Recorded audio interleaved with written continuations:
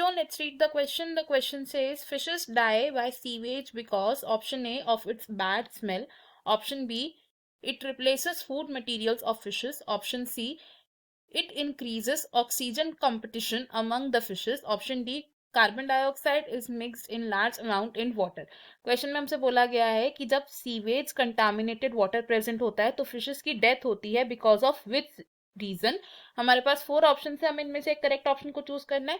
तो in this question हमारा की कॉन्सेप्ट होगा बायोकेमिकल ऑक्सीजन डिमांड या फिर बायोलॉजिकल ऑक्सीजन डिमांड, जिसे हम BOD भी कहते हैं।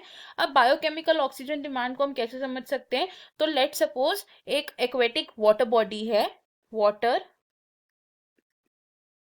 बॉडी है, इस वाटर बॉडी में कुछ सीवेज डिस्चार्ज हो जाता है, डिस्चार्ज ऑफ सीवेज, यानी कि ये जो वाटर बॉडी है अब ये पॉल्यूटेड हो चुकी है। अब सीवेज के डिस्चार्ज होने से क्या होता है कि इस वाटर बॉडी के अंदर ऑर्गेनिक मैटर इंक्रीज हो जाता है, ऑर्गेनिक मैटर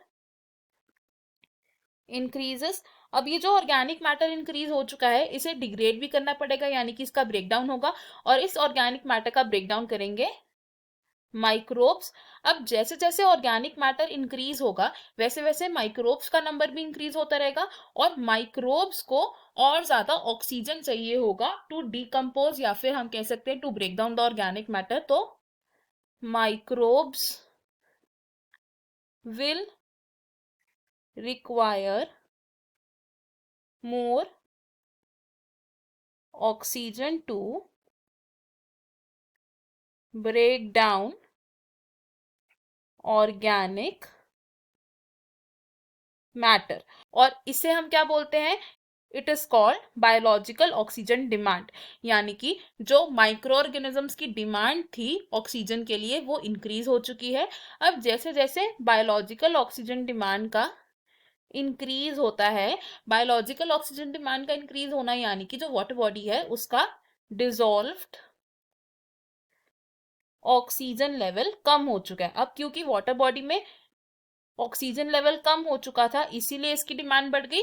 तो ऑक्सीजन कम होने की वजह से जो एक्वेटिक ऑर्गेनिजम्स हैं, एक्वेटिक ऑर्गेनिजम्स जो हैं ये आपस में कंपीट करेंगे for oxygen, they will compete for oxygen, और कुछ एक्वेटिक ऑर्गेनिजम्स को ऑक्सीजन मिल जाएगा जो सरवाइव कर लेंगे, एंड जो बाकी जीत नहीं पाएंगे दे विल डाई। तो कंपटीशन से एक ऑर्गेनिज्म का फायदा होगा और एक का नुकसान होगा। तो हमारा जो मेन रीजन है कि सीवेज पोल्यूटेड वाटर में फिशेस की डेथ हो रही है बिकॉज ऑक्सीजन कंपटीशन इंक्रीज हो जाता है among the fishes. Option A wrong होगा बिकॉज सीवेज की बैड स्मेल से फिशेस डाई नहीं होती है।